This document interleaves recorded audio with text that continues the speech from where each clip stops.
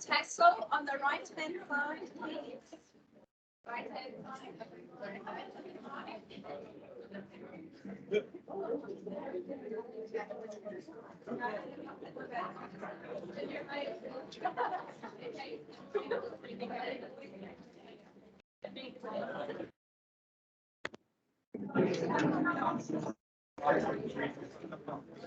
Okay, guys, please find your seats.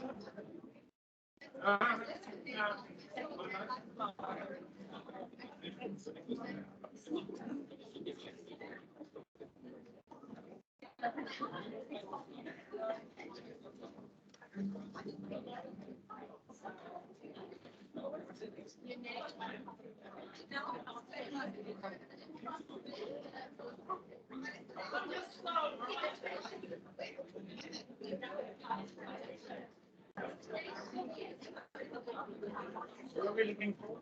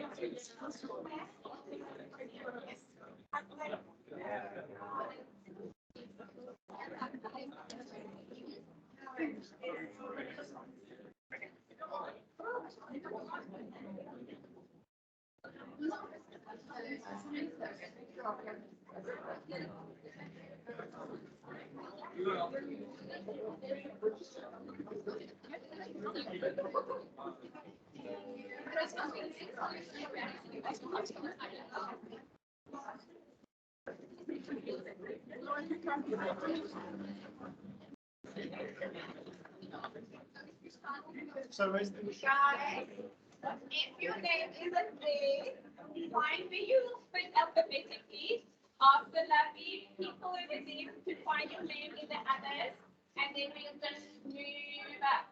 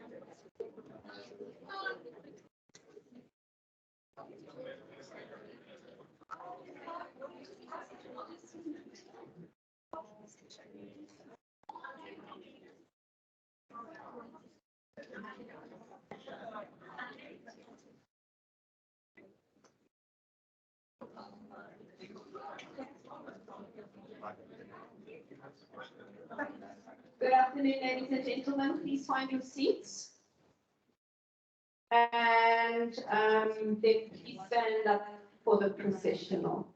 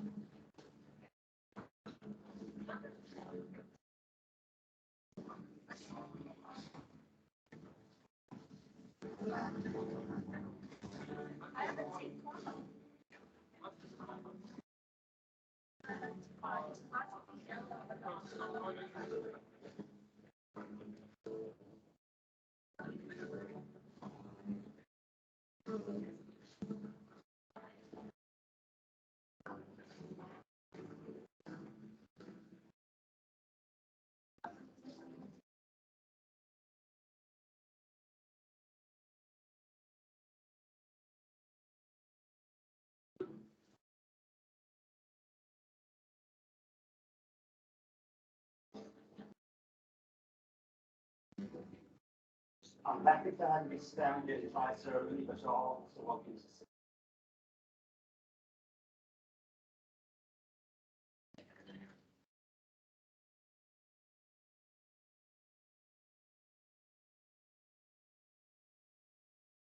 Good afternoon, everyone.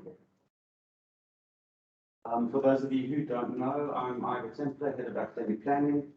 On behalf of Greenside Design Center, the Executive Committee, the academic and support staff, I would like to officially welcome you to Greenside Design Center's 34th graduation ceremony.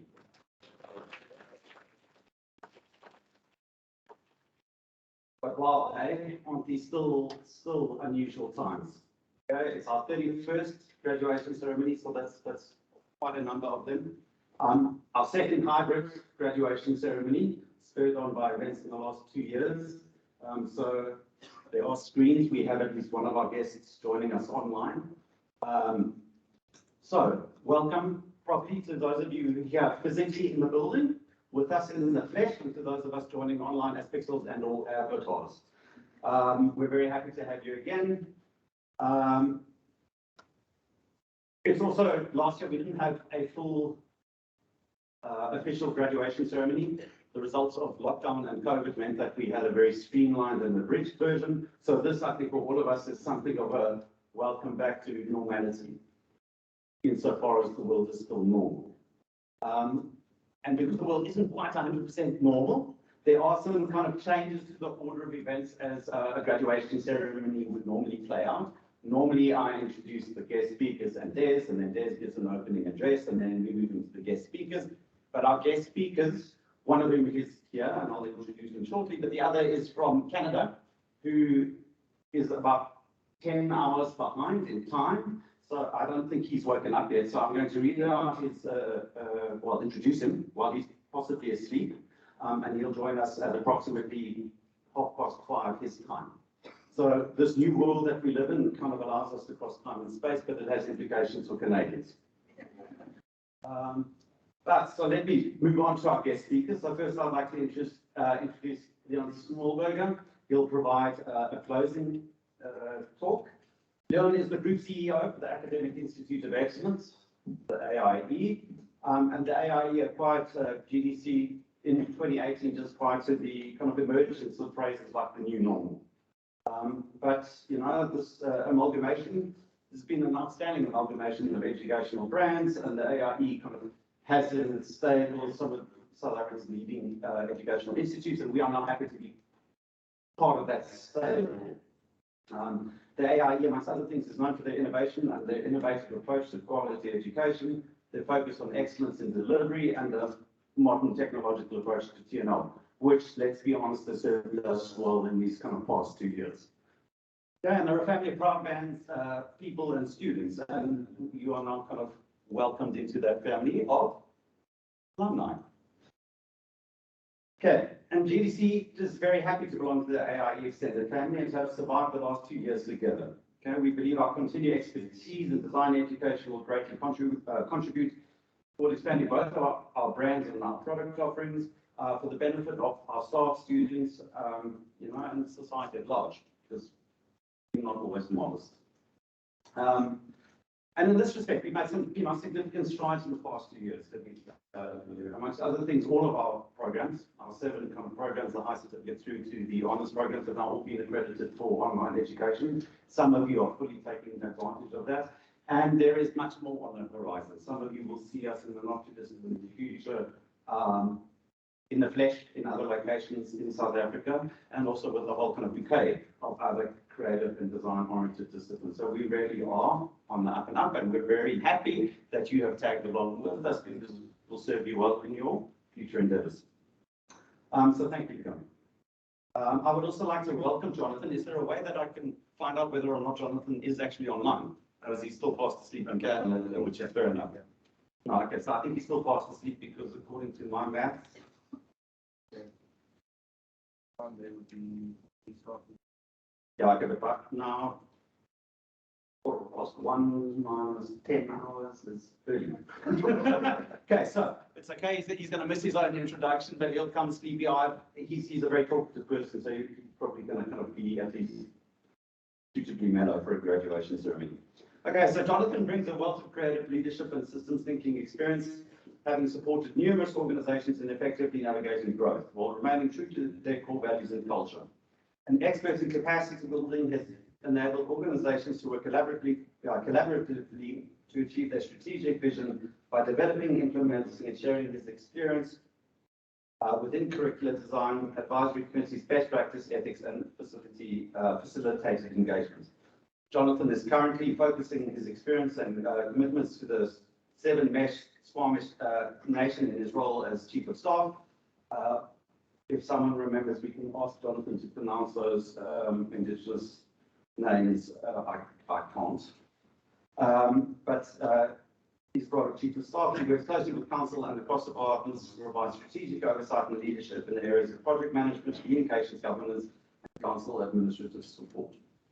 As president of the International Council of Design, Jonathan brings decades of experience and involvement in the applied arts, encouraging growth and change in creative industries, championing and contributing to the contemporary fabric of system and service design needs required today and tomorrow. So, for the graduates, when you've heard design thinking then extends beyond the applied arts and allows you to work for Indigenous community systems in Canada, amongst other things, as a thinker, not just a pretty picture maker, also nudge parents. So Jonathan has focused on brand strategy and communication strategy, working with the Notice Group in 2000, is the former director of creative services for HTML architecture and design. He's also the past president of the Graphic Designers of Canada, which is the GDC, which is, Leon, we need to just have a talk to Jonathan about the title. And as a previous GDC National Ethics Chair and past president of the Canadian Association of Professional Image Creators in Vancouver. He is also a founding committee member, organizer, and co-host of Creative Mornings Vancouver, which is appropriate given that he will be talking to us about creativity in the morning, and also an interest in Vancouver. So we will welcome again Jonathan a little bit kind of after the certificates and after the opening address. And when hopefully he's awake. But thank you, Jonathan, in advance, and thank you, Leon, for being here. Most importantly, however, welcome to the class of 2021, to your parents, sponsors, and guardians. After all the years of hard work, late nights, snorting drama, and all the lockdowns, physical distancing, the mask need for some of us, travel restrictions, very little sanity, the ceremony is ultimately to celebrate what you have achieved. So,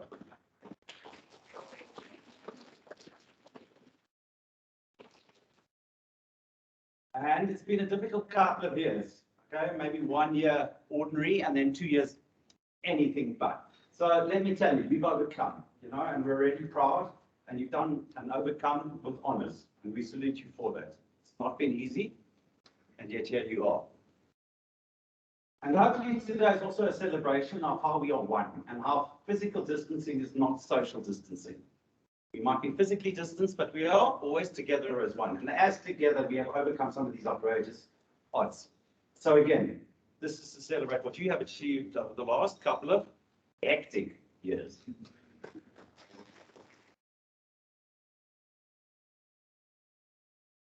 Okay, so just a few housekeeping notes before we kind of commence with the proceedings. You should all have a program, okay, where you can find the order of events for tonight's proceedings. Can I also ask everyone just to turn their cell phones to silent and switch them off? Yeah, I've just had mine ringing kind of annoyingly in my pocket. If you don't want yours to ring, kind of interrupt someone's photographic moment. Also, can I just ask, I know it's a kind of big deal, but everyone just to turn off the flash to their cameras, just, it's not to be difficult, but we don't want your flash to interfere with, you know, the kind of professional photography setup. And for the graduates, luckily this year, there isn't a stage. Awkward, Des is going to be, Des at 6'4", is going to be standing on a platform just so that he really kind of towers over everyone. But just on your way up, mind your step, so that we don't want necessarily, in inverted commas, YouTube moments, you know, kind of things closer to social media, etc. So just, yeah, be mindful of your step. Also, look, unfortunately, we still are in the midst of COVID, so please just to kind of wear masks. Where can, some other little notifications. So Robin Turner on the program as head of Department for Graphics and Multimedia is supposed to be the one to read out the awards for Bachelor of Arts in Graphics and Multimedia Design, as well as the two honors programs. He's kind of only landed in Johannesburg a short while ago, having kind of come from a Humanist conference in Barcelona, Spain. So he's kind of hectically en route here, but simultaneously there's an Uber driver strike, so we're not entirely sure, number one, when he's going to arrive, and number two, how much sleep he's had on the airplane. So in the event that Rob is not here or is out of sorts, I'll be reading out the names of the graphics and multimedia students. Which is also just a soft plea to, forgive me if I mispronounce your names, because you have not been my students and I'm not personally familiar with all of you. But thank you. So now I would like to introduce you to Professor Desmond Loeffler, who's a co-founder of Greenside Design Center with Ingrid Bass as far back as 1987, which is now, most of you know him. He stands out in the crowd. Like I said, he's 6'4" without a platform, and there's something of an agony work for most of us. But I'd like to take this opportunity to just read from a very abridged CV, just so that you get to know, you know, what lies behind the big man with the big heart. So, Professor Desmond Loeffler is, just to cut straight to the chase, the only person on the planet, the only person in the world who have served on 4 international design bodies. No one else. Okay, those bodies include being a past president and fellow of the International Federation of Interior Architects and Designers, the IFI, being a fellow and board member of design for the World Tour Barcelona in Spain, from where Rob is returning, having been a vice president of the International Council of Design, where Jonathan Strebly, our guest speaker, is now the president, and also being president of the Pan-African Design Institute, otherwise known as PAN, and where he is also a fellow of the institute. And just to kind of round it out a little bit more, Des is also a founder and past president of the African Institute for the Interior Design Professions, otherwise the IID.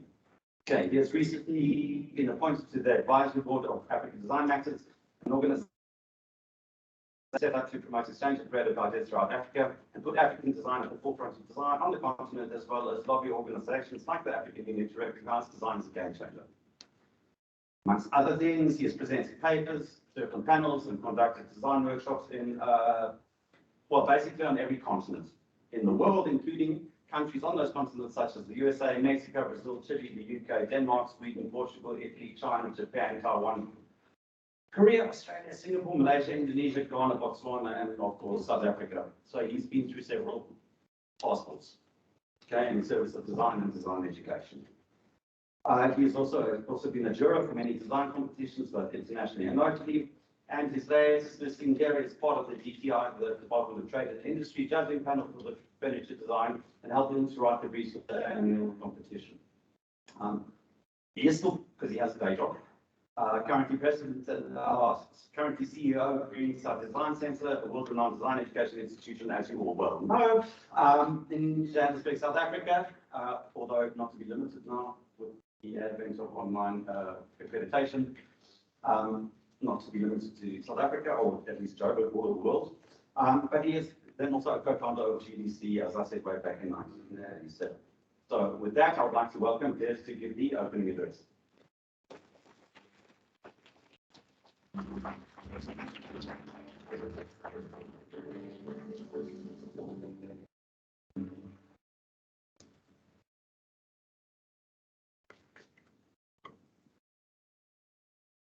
afternoon, everyone.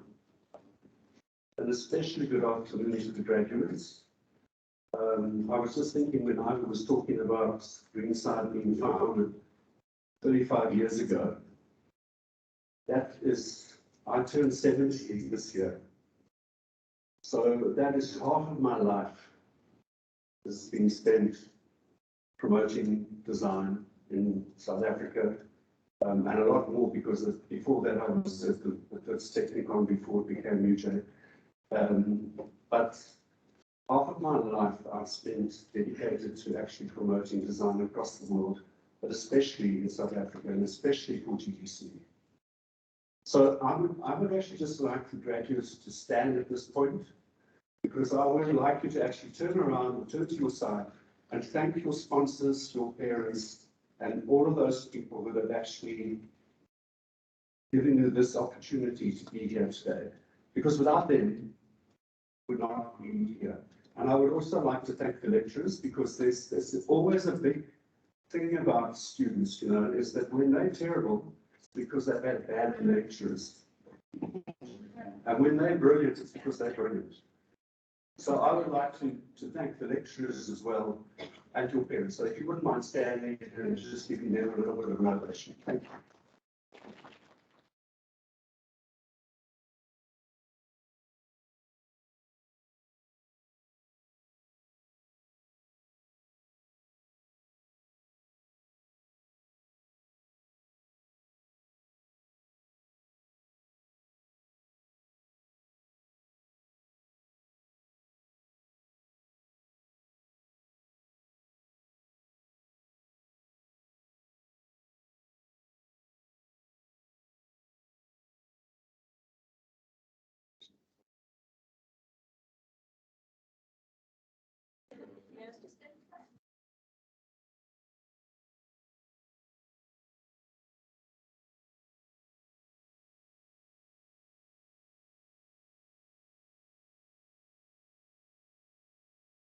Oh my God, you're going to have to talk. I'm going to have to talk to you for 20 minutes instead of go through a presentation.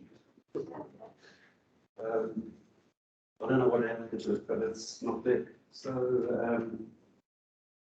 really what I want to talk about is that, you know, we've lived through a linear lifespan, and that's how we are at this point in time. And I'm very happy to be 70-year-old because I don't have to actually worry about this technology anymore. I don't have to worry about AI, and I don't have to worry about being that person that is you know, that machine that is going to take over my life. But what we have done at Design Center, which I think is really, really quite important, is that we've given you the skills to actually negate that process. So through the design process, you've actually got to a point where you understand how to problem solve, you understand how to communicate, you understand how to collaborate, you understand about cultural needs through your 10% project and other projects, you understand about empathy, so you can put yourself in the shoes of other people to make decisions and to do what you're supposed to do properly, without forcing your ideas on individuals. And in a sense, what you've become are these people that can actually move from one career to the next. And the reason why I'm mentioning this is because in the old days, or in my day, you know, we used to go through 1 or 2 or 3 career changes, possibly. You guys are probably going to go through 5, 6, 10. And the other thing that's going to happen to you that will be very different is that you're going to live to be between 150 200 years old. Now, I don't know if you've actually thought about that, but it's a reality. It really is a reality, and it changes every year. And have you ever thought of being married to someone for 130 years? Wow, that's a long time. So we have this linear process that we go through up to now, where we go to primary school, we go to preschool, primary school, high school, get educated, we go out and get a job, and that's that. But it's changing. The world is changing, so you are going to change. 60% of the careers that you're probably going to go into in the next few years are still being invented. But what is fantastic about where you are at this point in time is that we've actually given you the tools that can make you make those changes. And that's hugely important. And it's hugely important, for instance, that we have Nedbank, FNB, Standard Bank, all of those guys looking for multimedia students that can design their apps. And they've got these huge design departments now that didn't exist 3 or 4 years ago. And these are people that are making things happen. We're talking about interior spaces that will change dramatically since COVID. You know, there've been all the problems that we've had to experience, and we all know those problems. But we also started to realize the importance of emotional problems and the importance of understanding emotions, which is also hugely important. So I just want you to really put that into your heads and make a decision as to just understand through your design thinking processes that you've been taught, through your service design processes that you've been taught, how much of a difference you can make to yourselves, to the world, and as creative thinkers. And I had a wonderful slide to show you from the World Design Forum on the skills that are required in 2022. And all of them, I could tick the box on every single one of the top 10 we've been taught at Design Center, which is really hugely important. So you guys can get out there and really make a difference to the world. And that is, for me, is hugely, hugely important. And it actually comes from your lecturers. They've embraced this whole process. They've actually, we've spoken about this ad nauseum, about how we need to actually make you thinkers, problem solvers, and make things happen. One of our best examples of that is the Wright brothers. You know, when they took off and flew their first plane for 5 or 6 meters and it crashed. Can you imagine what would have happened if they just said, okay, we're never going to fly? But they didn't. And that's what design does. It's taking that step to go further. Okay, we crashed. Why did we crash? How did it happen? And that's what you've been taught. You've taught how to think. You've been taught how to do things. And now we have these massive Airbuses that are polluting the planet, which is another problem. We're not going to talk about that today. But it's, you know, we need to just understand this is hugely important to be a thinker, a problem solver, a communicator, a collaborator, and to be a person that actually understands the cultures around them. And in South Africa, that's probably more important than anything else. We respect other people's religions, we respect other people's cultures, we respect them, whatever they might do, because that's who we are. And that's been so special for Design Center in my head. It's the reason why this has become such an amazing institution, is that we all work together and we're a family. The lecturers are a family, the students are a family. We're all on first name terms. There's nothing that we could do without consulting each other, without talking to each other, and without making things really happen. So I'm so proud of you guys. I really just don't know what to say. I just feel that you've come through the worst period of education that anybody could have come through. But you must also understand that the lecturers have come through the worst part of education that they could ever have experienced. They've had to make dramatic changes. And we managed to do that within 48 hours, if you recall. We didn't stop. We actually made those changes and we made it happen. And that's what makes us so special. And you helped make those changes by introducing other stuff and talking and you know, making suggestions. And it's still not perfect. And probably it's not going to be perfect for a long time. But it's been amazing. It's been an amazing journey. And the other thing I really want to tell you, and I really want to ask you, is look after your mental health. These are terrible times. They still are. You know, we've even got now war in Europe. Look after your mental health. And I'm proud to say that since lockdown, I've been going for therapy every 2 weeks to sort my head out. Because I was a party animal of note. And it's really difficult to cope with a world that's changed so dramatically. And I couldn't have coped without a therapist, without someone, a professional that could actually help me. And I really encourage you, don't think it's so easy. It's not easy. It really is a hard place to be. Look after yourselves. And I hope as an alumni, and I know a lot of you are doing honours as well, which is quite phenomenal. It's really fabulous. It's the biggest honours course we ever had. which is also amazing considering that we haven't had face-to-face contact, but I see we're back, a lot of us are back now, and it's really quite wonderful to see. And as I've said, you know, we're working online, and all of our courses have been approved to be online, so we're moving into Africa. Just to end off, I would just like to say something to the interior design students. I was thinking back, and this is the first time in 25 years that I've taken a group of students through first year, second year, and third year. And that has been such a privilege and such an honor, and it was so wonderful to be working with you on Friday nights, Saturday mornings, Sunday afternoons, over, you know, on Teams. And it's been an amazing experience. And that hasn't just been with me, it was with Reiki, with Colleen, and with Jean, who've been there. I've really been the assistant. I've just been pushing from the back, you know, to just drop out the car. But it's been an honor to teach you guys. It's been an honor to be with you. And hey, we must just keep things moving. And I'm not going anywhere. I know I've stopped teaching, but I'm going to be until they wheel me out in the wheelchair, which I hope will be in my 80s. So with that, I just want to say thank you so much and congratulations. You guys are very special. Thank you.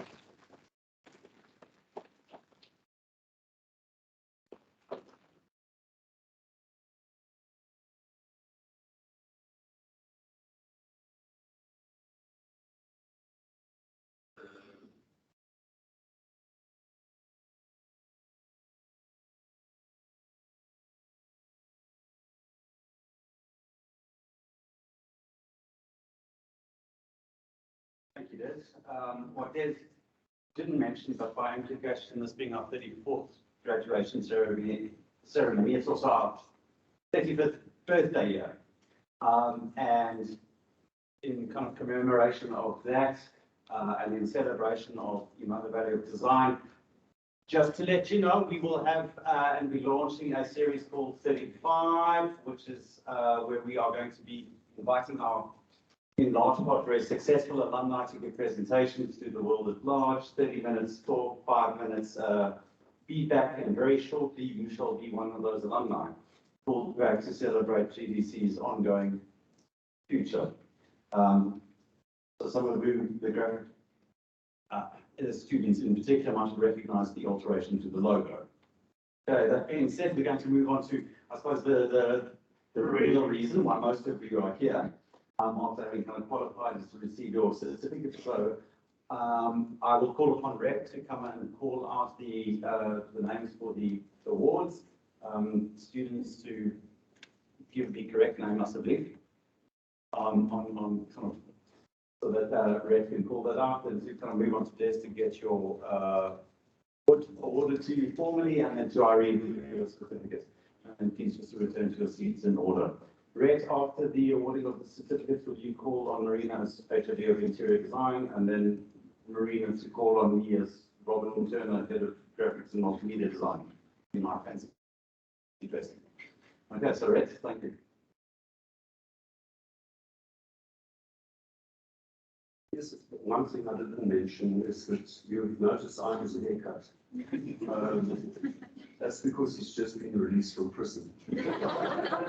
Fortunately, I've still got some in it.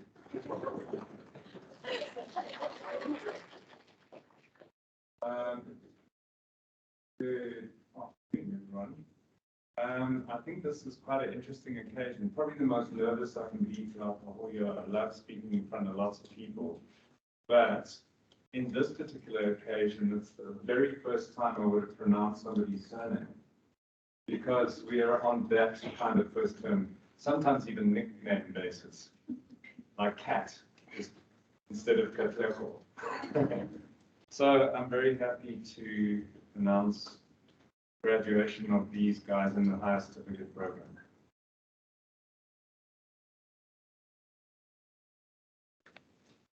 Okay, so Katlego. Okay. Anyway, very first time I've actually said your name. Because it's just Cat.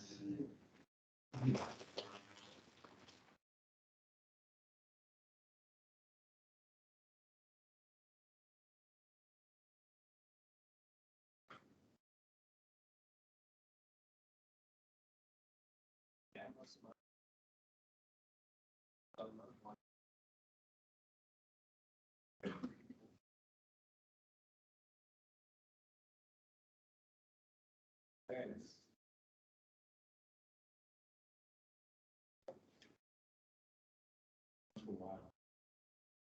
Ja. Lumile Nkanyuza.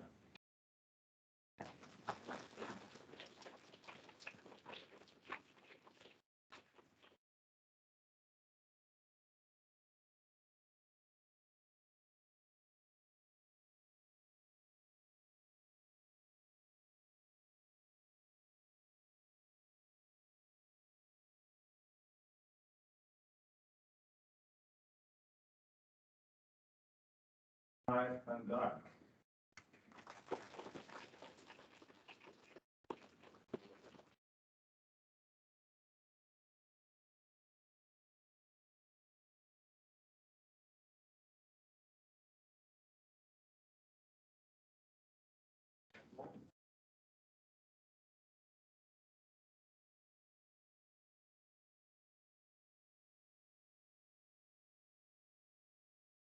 Any with.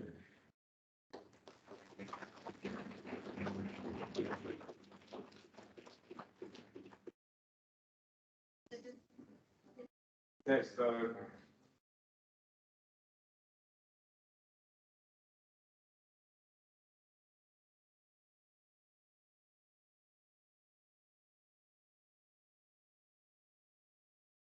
that's short and sweet.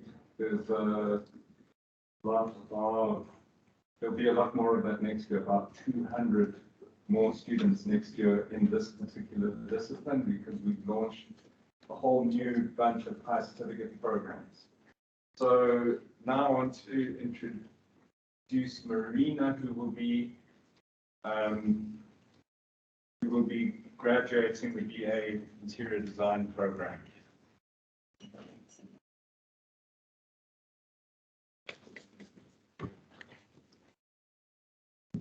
Hello everyone, you're welcome. For those who don't know you, my name is Marina Hendricks. I'm the head of the Interior Design Department. Remember students that when you come up and you take a photo, you can take off your mask. Because you don't want to remember your mask. Bring back trauma. Okay, so well done to all of you guys who really had faced this qualification in that university.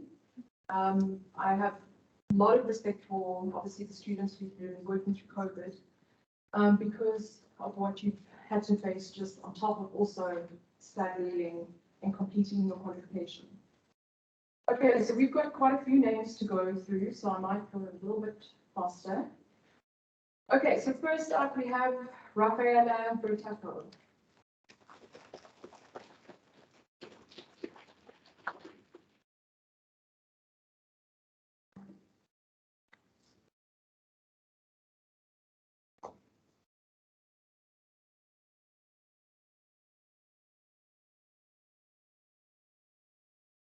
Next, we have Shireda Bulan.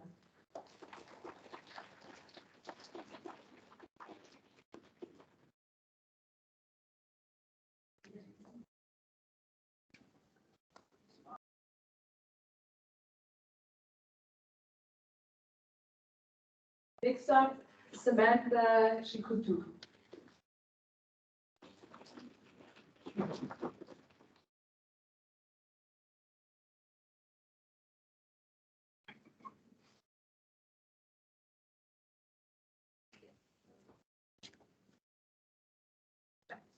Zahid Dadabai.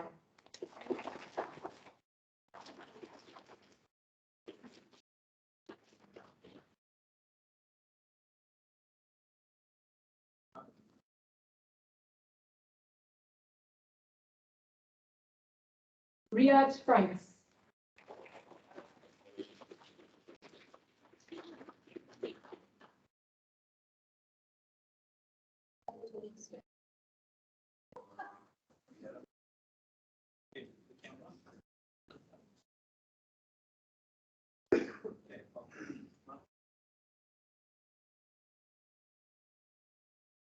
Megan Gold.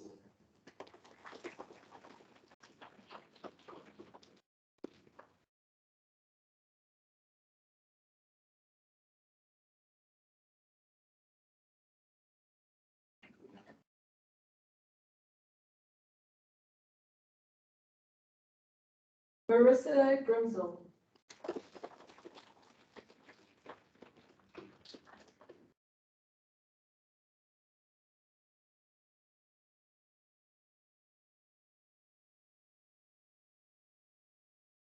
Noran Khan.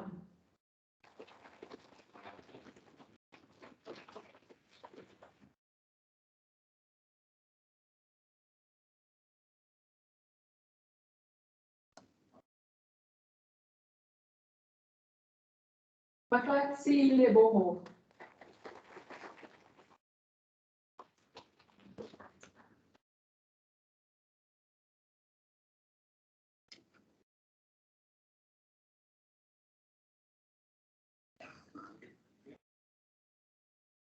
Pomotso Mojapelo.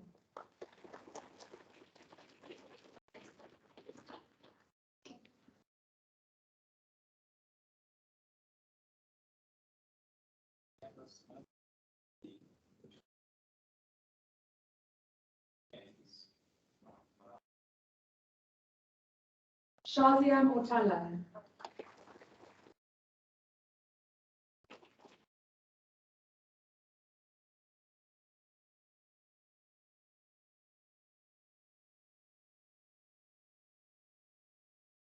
Andile Ndlozi.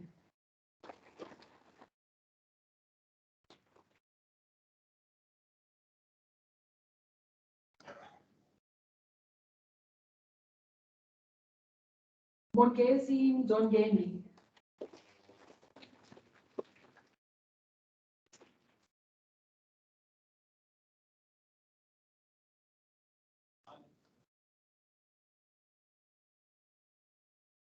Karen Nicholson.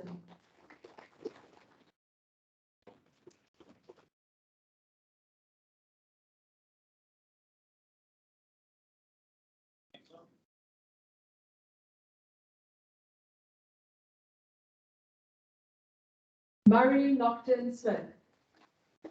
Also, just note that Murray was one of our exchange students who went to Lucca in Belgium as part of our third year program. So well done, you made it back.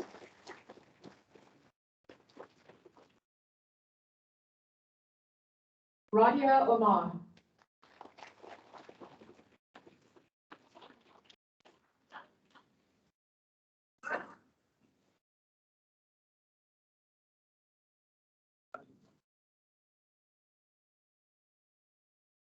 Mariska Proteus.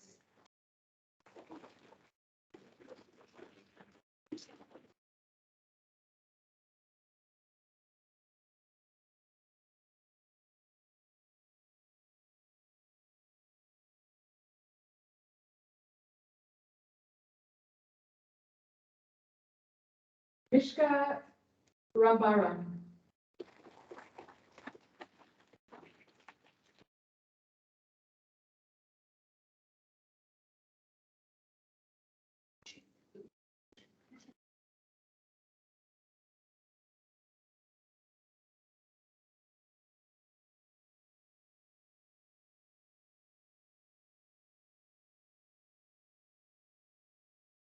Alexis Rich.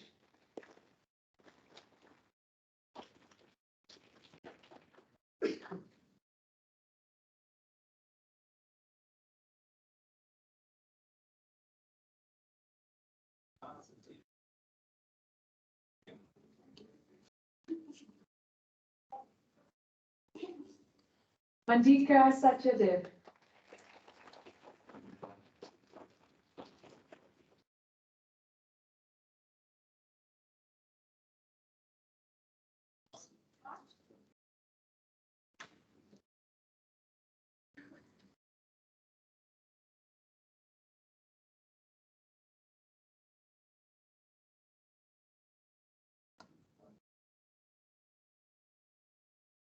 Bontle Shine.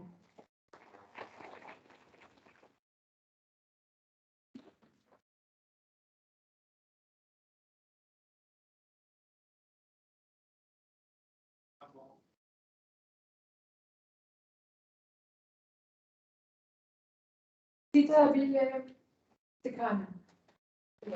Tita Vile Tikana.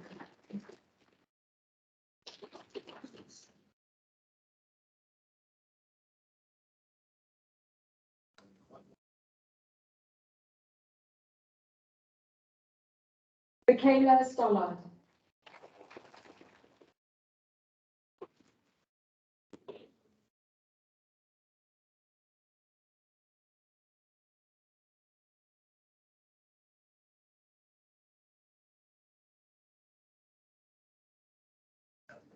Walia Tikli.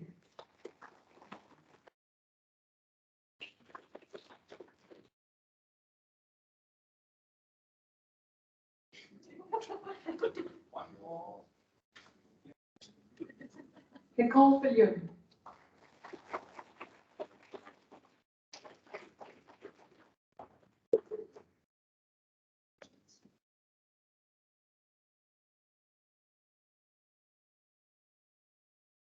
And with that, I'm going to hand over to Rob, not Rob.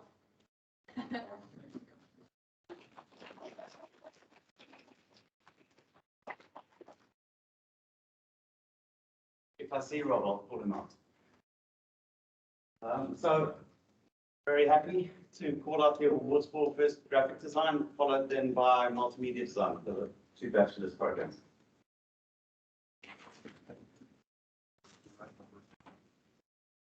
And Barrow.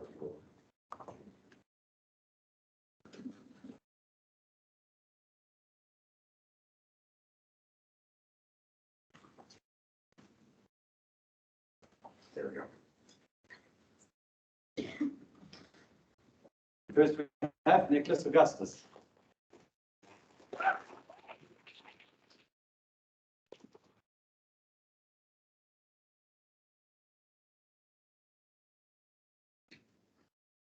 Jordan Barrow.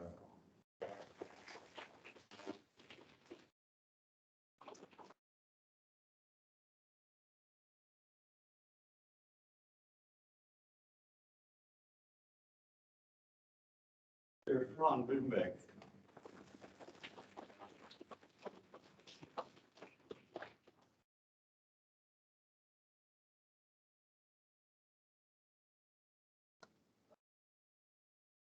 Niall Tanura.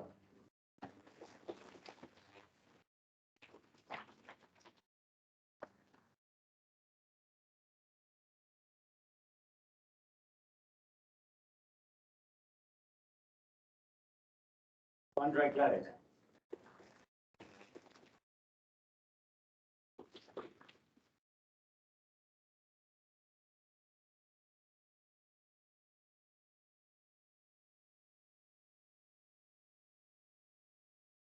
Been told not to pronounce the name, so here it goes. So Shania Lowe.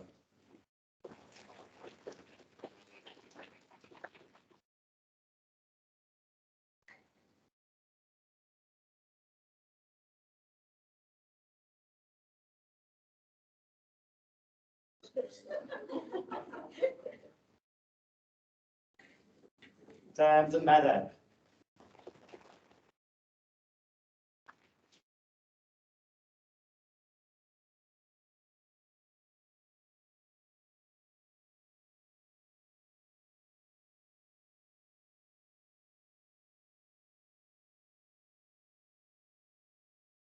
David Tomasilo.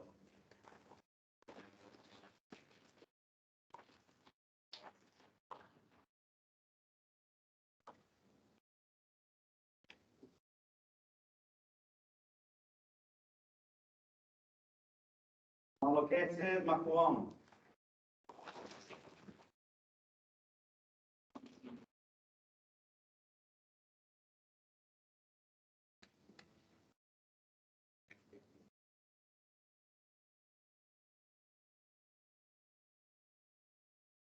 Mara Saluti.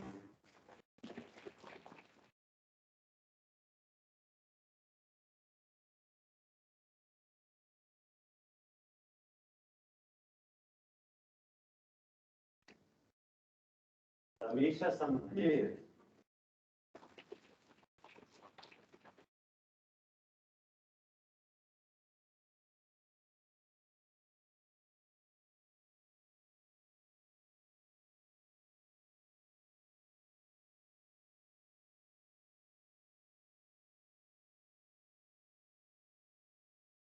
Anna Stocker.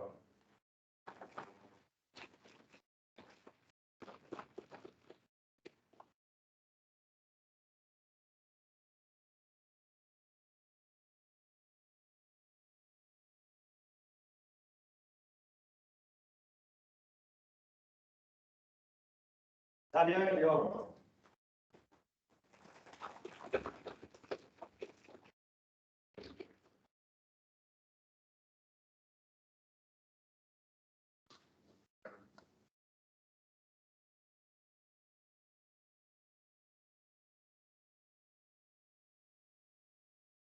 Because we got ahead of the curve, I believe we're onto the BA multimedia design. Yeah.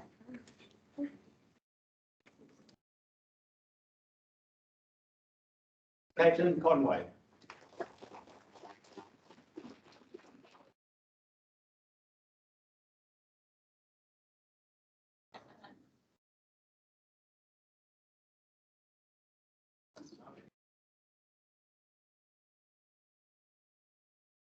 Jessica Curry.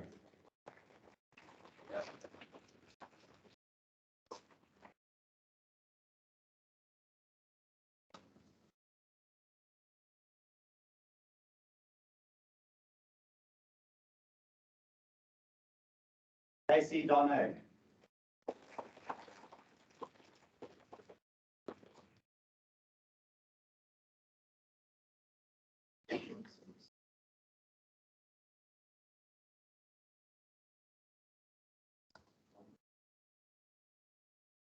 Asha Fritz.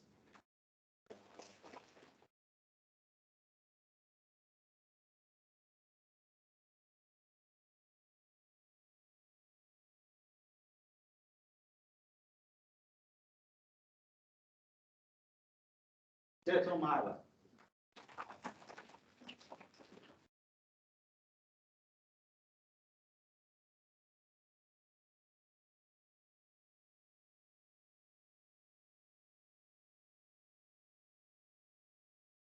Johan Monovic.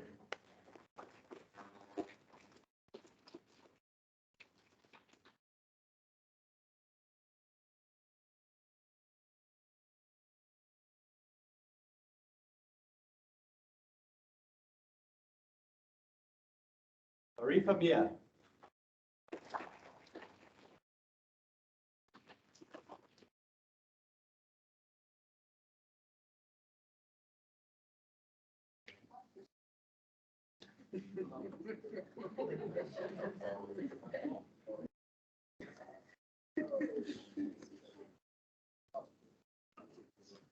Students. Mohammed Mukadum.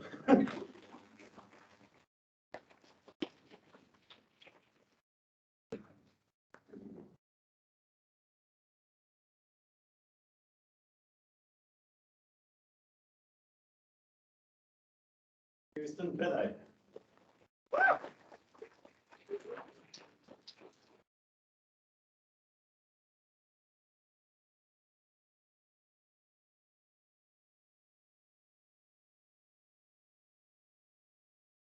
Kyle Skippers.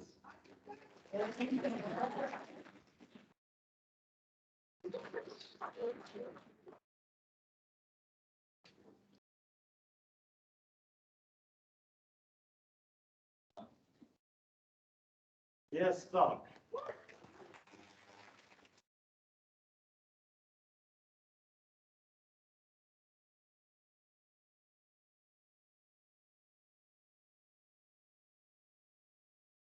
Andre Fillon.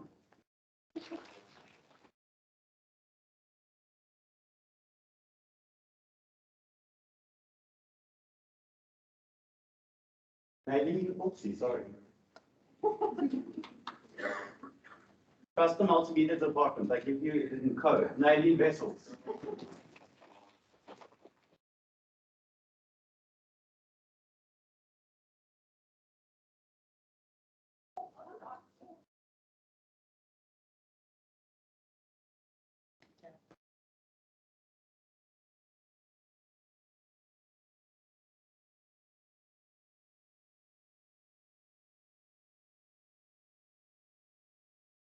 I would like to now call back Marina Hendricks for the Bachelor of Arts Honours in Interior Design.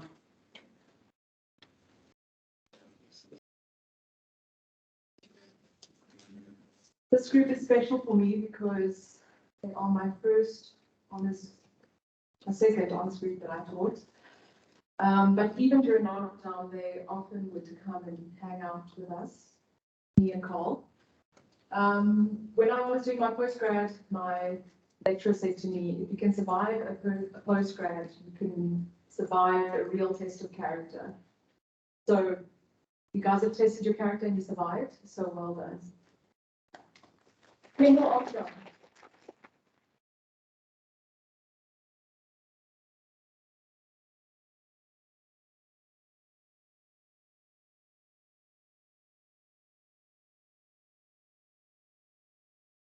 Matthew Eckhart.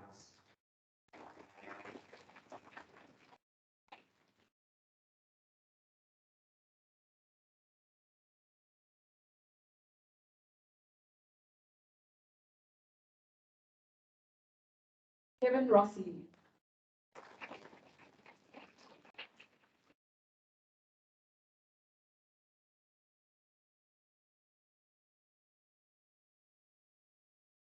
Kevin Fruin from Cape Town.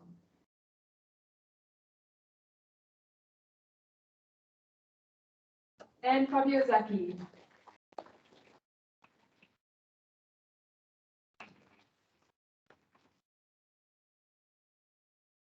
Fabio also was an exchange student with Luca in his third year of interior design.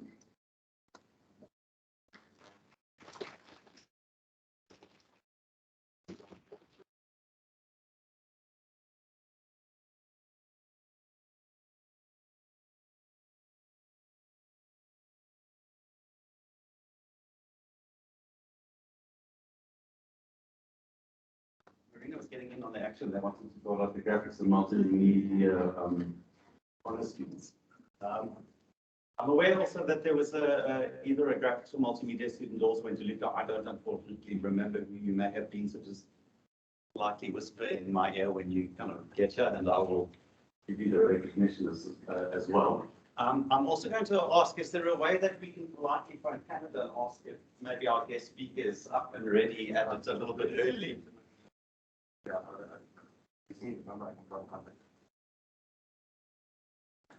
I'm asking because we're running ahead of schedule.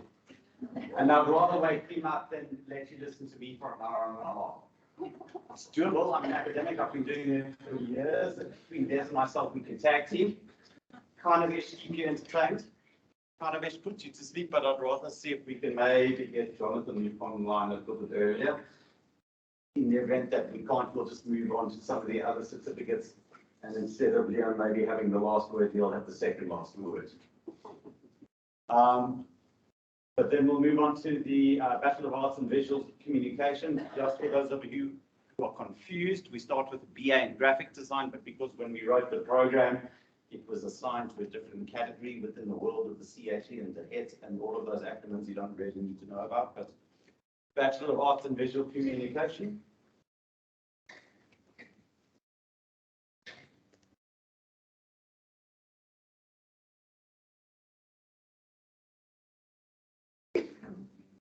Arena Kamraj.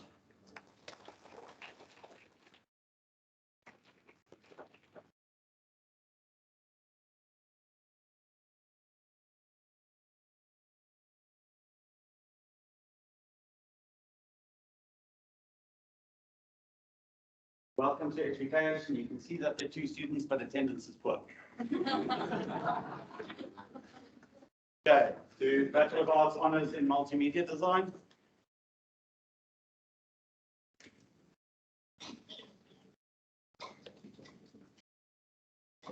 Kayla Henry.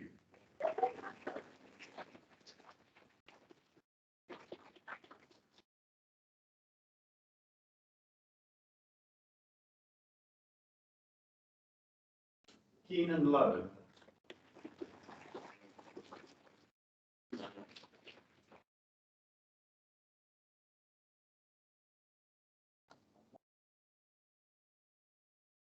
Stephanie No.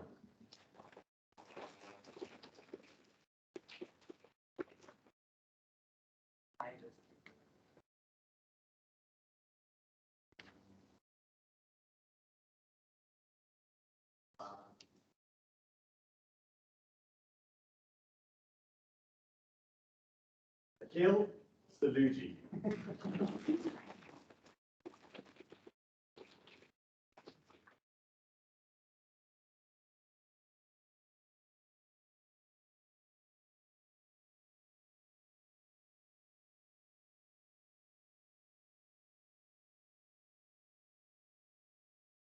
So that is the guest speaker, Jonathan Strebley, currently fast asleep. It is 4 o'clock in the morning. We should be waking up shortly. What I think we'll do is we'll move on to the awarding of the certificates for the SLC representatives, so the student representatives of council. We'll at least save me a little bit of physical exercise, sitting down, jumping up, sitting down, jumping up again.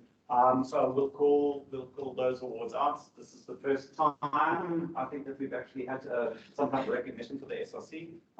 We truly appreciate the fact that, I mean, we did GDC start as a family business way back when in 1987. And we have always kind of valued our staff and our student cohort, and we do literally treat each other on a first name basis, as or in the case of late and the high certificate students on a nickname basis.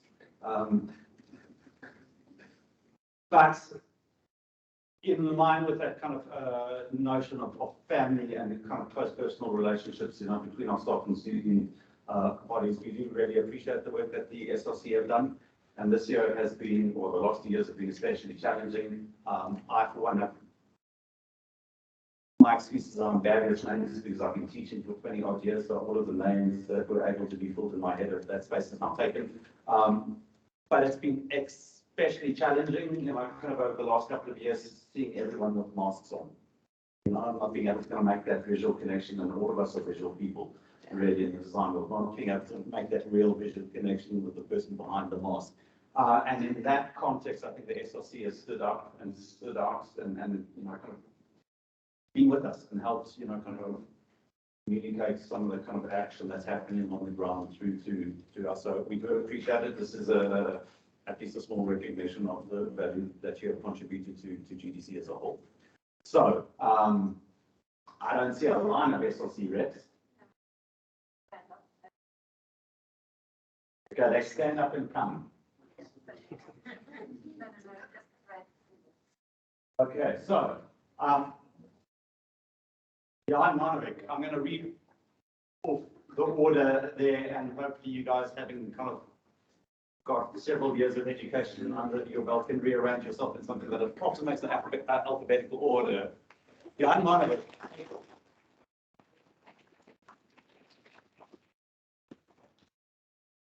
Alexis Rich.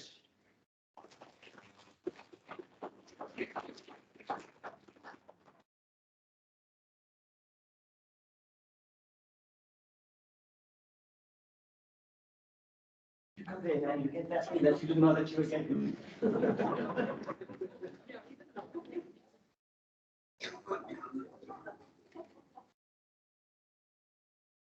Yeah, Caitlin Conway.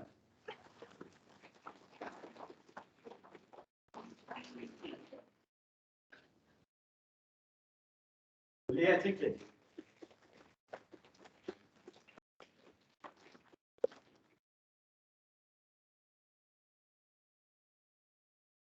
Raja Bulla.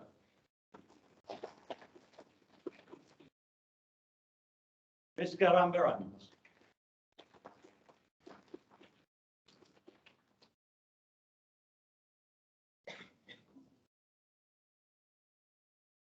Paul Fillion.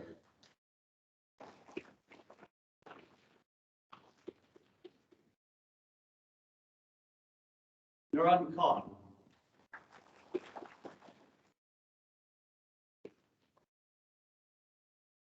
Rose Capralius.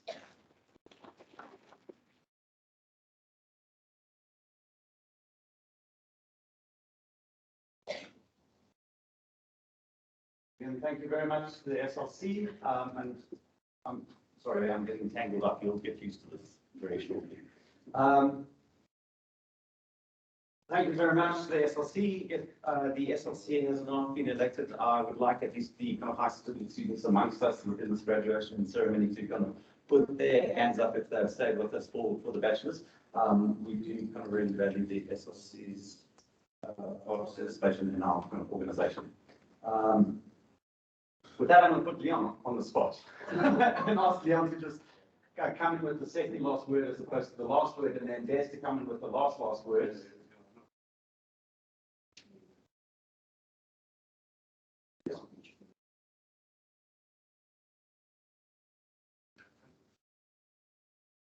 Yes, so Leon Smallberg, everyone.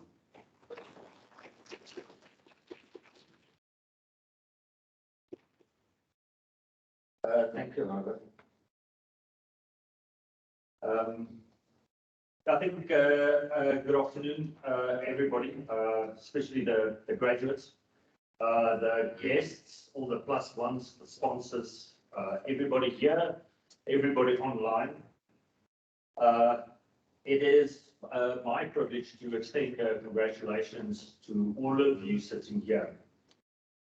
I'm saying it's a privilege because by making it here, you have taken a step that many don't actually get to, which is that you have stuck it out during some of the most difficult times we've seen as students.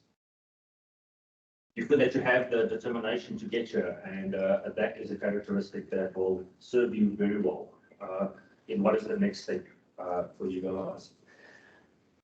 I'm saying that it's a massive achievement to be here because if you have to look at the South African context of students, we have a national graduation rate of about 53%. And that is post-school education. So before you even started, you basically had a 50% chance of actually sitting here. It's not a statistic to be proud of as a country, but I do believe it is very important that we should at least recognize the people here that contributed to that figure, and that is you lot. I mean, following on that, equally disappointing is, as everybody knows by now, is our unemployment figures. But strangely enough, our industry, and this is across all industries, the number one complaint from employers are that they cannot find good, skilled people. In a country with our unemployment rate. And I guess when we look at that side of the story, it's always a doom and gloom picture. But you know, for you guys that actually graduated, you guys are the people that's going to go into industry with proper skills. And in that kind of picture, you guys have a massive up as you move into the market. Understand that there is not a lot of you. And even for the few positions that's out there, employers battle to find skilled people. And that is something that we need to remember. It today does put us in, I guess, an unfamiliar environment, or at least a familiar environment that we had now for the past 2 years. The fact that we're doing the graduation, which is a hybrid, actually tells you exactly what you guys have gone through over the last 2 years. And I think, again, looking at that from a different angle, nothing could have prepared you better for an industry that you're going to face, which has changed and will still change. You guys have learned to deal with the unexpected, and that is a great thing about the last 2 years. We've learned to deal with the unexpected, and that is something that is going to come at you, especially in the first stages of your career, from all sides. I do want to repeat what Prof. Des said. The future belongs to the thinkers, the ones that can critically solve problems, the ones that can be creative, the skills that you cannot automate. And I think, therefore, the future belongs to all of you.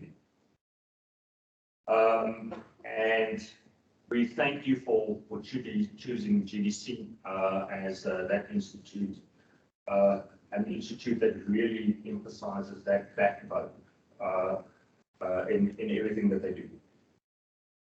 I do need to also extend the congratulations, I think, to all the parents and the sponsors and the plus ones, the family and the friends. We forget sometimes that you guys walk that path with all of our students in the best and the worst of times. And I know that that they would not also be here if not for your help. And we thank you for playing that vital part in their success, and again in very abnormal circumstances. I'm going to close out. I would like to congratulate Prof. You and Ivor and the rest of the GDC team. I'm always amazed to see how well you guys take care of your students. I mean, it was evident today by hearing the first name basis. I want to thank you for taking good care of the students. And I want to say well done on the past 2 years for everything that we threw at you, and for how well you guys handled what was done. There was never a point that the well-being of the student was not kept 100%. And I think that's something I would certainly remember. I'm very excited to walk the next phase of GDC with all of you, and all the exciting things that we've now mentioned a few times, which will see GDC being introduced to the rest of the world. And I'm certain that next year the amount of space that we will have for this will certainly be a lot more. So, to close out from myself, congratulations. I wish you all the luck for what is about to happen. I would want to say go and enjoy yourselves now. I am not actually entirely sure if I can say that yet. I trust our guest speaker has woken up and is ready. So I want to say goodbye, but I'm actually not sure whether that is the case yet. So, but thank you very much.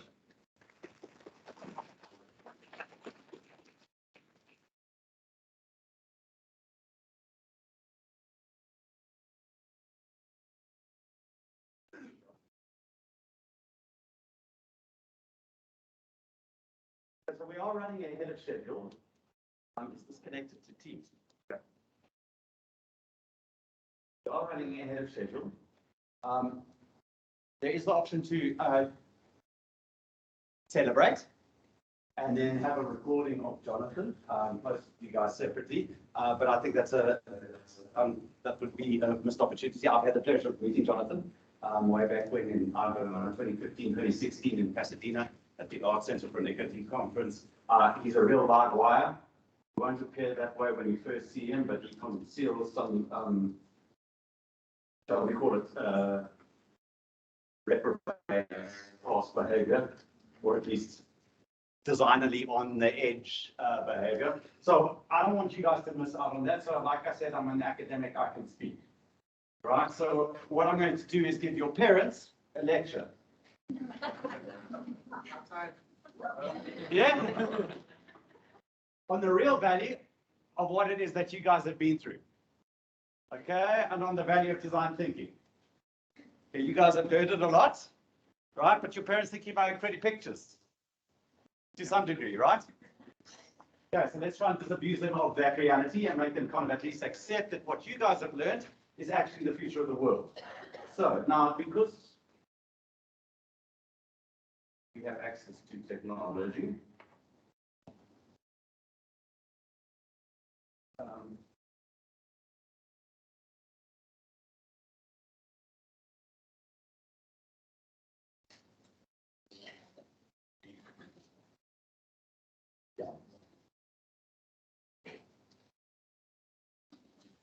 because I have something of a head for filing, unlike some of my colleagues. Yeah, I just want to find it first.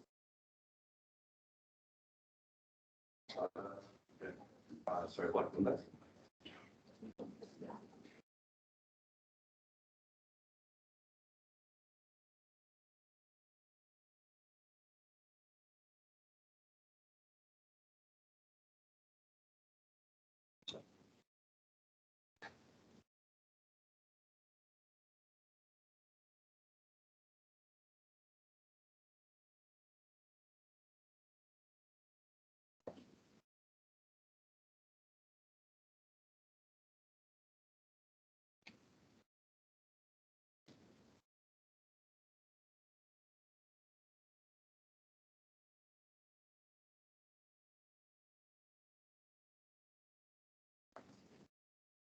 Okay, so design thinking.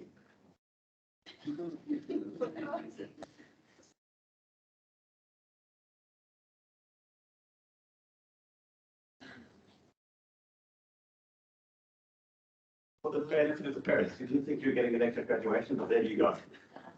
Okay, so some of you might have encountered this before in a workshop at GDC.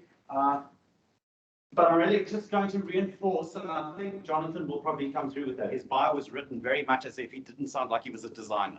He's out there changing the world and looking after the way that people ultimately think and deal with life's issues.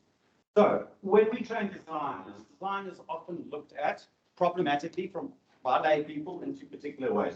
People think designers, you lot make pretty pictures. Okay? People think that designers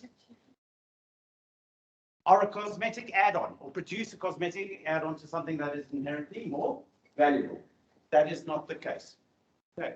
Designers are inherently problem solvers.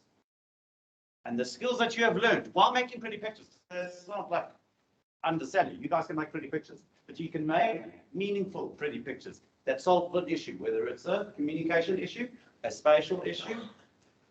And basically designers take problems and make them work. So when life throws you lemons, we add water to make lemonade, and we add sugar to make sure that the lemonade that we make doesn't suck. Okay, so another key concept really that underlies what design thinking is and how the skills that you have learned can be taken to whatever business practice you kind of find yourselves in the future. And as said, you're going to change careers a number of times. Some of the careers that you're going to work in haven't been invented yet. Right? So it requires a fundamentally different kind of mindset to be able to address that issue. So what again, designers understand people. We work for people. We solve problems for people. Okay, so we know that yes, at the end of the day, there's going to be a product, there's going to be a drill, but ultimately we understand that people want a hole in the wall. We provide them with the means to make that hole in the wall. We don't just provide them with a drill. It could have been a hammer. We provide people with the means to make the hole in the wall that they need. So, I'm sure within the kind of, family cohorts, there are some kind of startups and entrepreneurial kind of mindsets. Sad truth is 90% of startups fail in the world. Okay, and the number one reason they fail is because there's no market need. Okay. The product, the drill that has been invented doesn't satisfy the need for making the hole in the wall. So this is where designers and design thinking specifically understand and can be used in an entrepreneurial context because we understand the need for a hole in the wall, therefore we can satisfy that market gap. Simultaneously, and we'll speak a little bit about some of the process. In the process, you paid your lecturers for it, I know. I've made some of my students hate me too for doing it again and again and again. But it is a way of resolving an issue so that you don't spend money on something which doesn't work, so that you get to the best idea. So all of the kind of top reasons why entrepreneurial ideas fail, design thinkers, your skill set, right, enables you to circumvent those failures.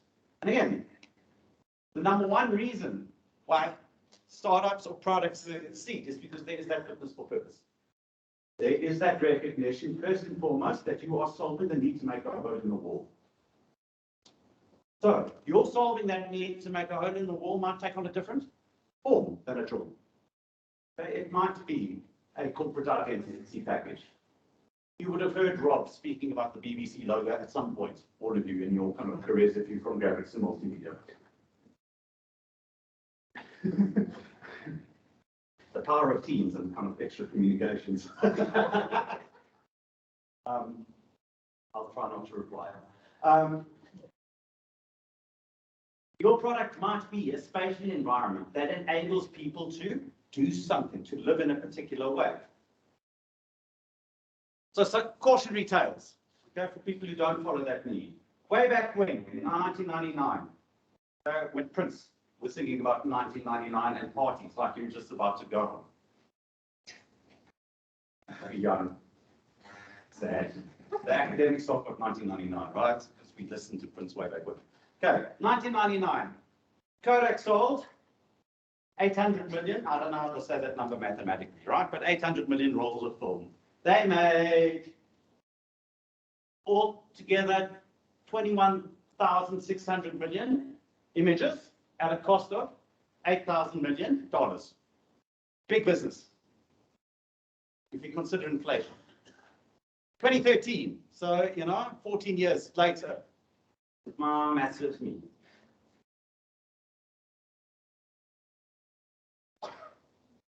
More imagery, 21,900 million at no cost. Kodak was bankrupt in 2012. Instagram had taken over. Okay, and part of that is because Kodak was not entrepreneurial. Kodak missed the idea of the hole in the wall. And it's unfortunately, sadly ironic, because Kodak was the first company in the world to produce a digital camera.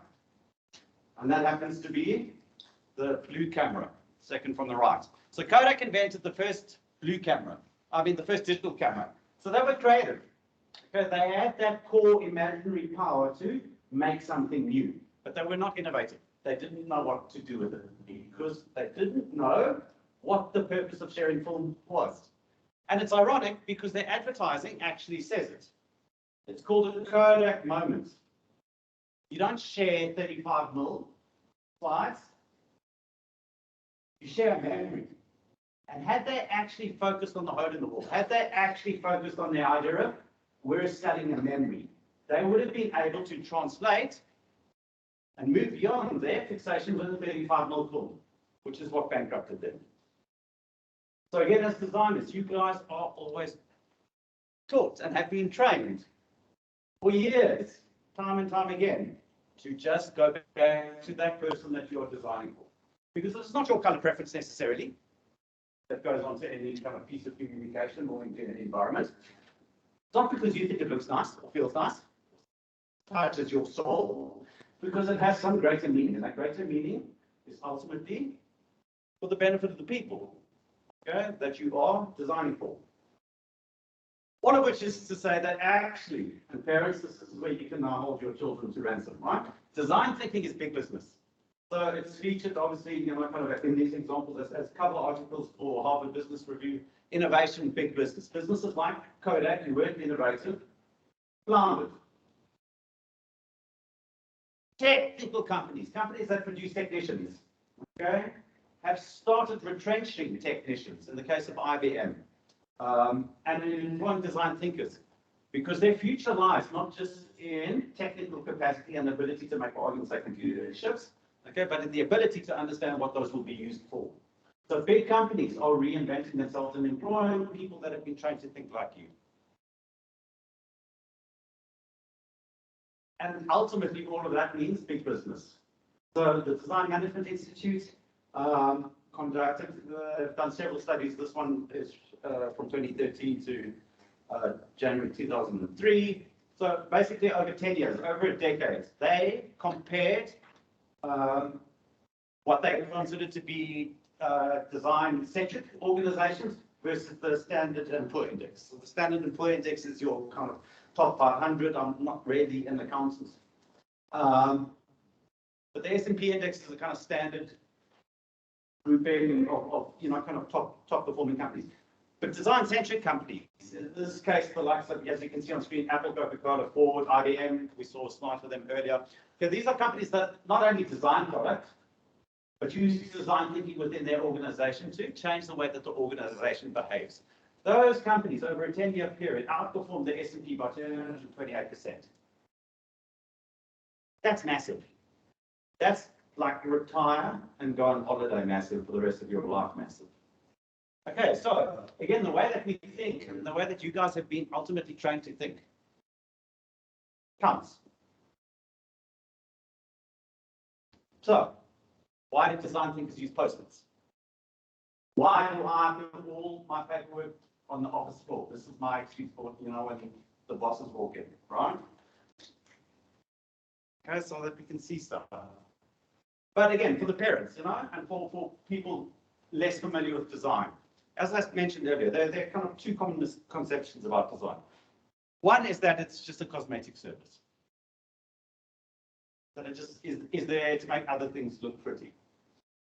And the other, people don't really understand the value of it, okay?